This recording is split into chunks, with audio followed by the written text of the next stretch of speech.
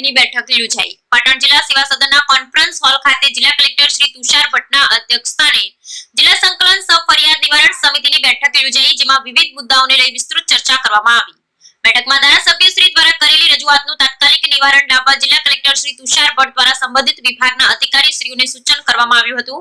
ઉપરાંત વિવિધ વિભાગના લોકો તરફથી મળેલ અરજીઓ અને પ્રશ્નોની જિલ્લા કલેક્ટર શ્રી દ્વારા સમીક્ષા કરવામાં આવી હતી।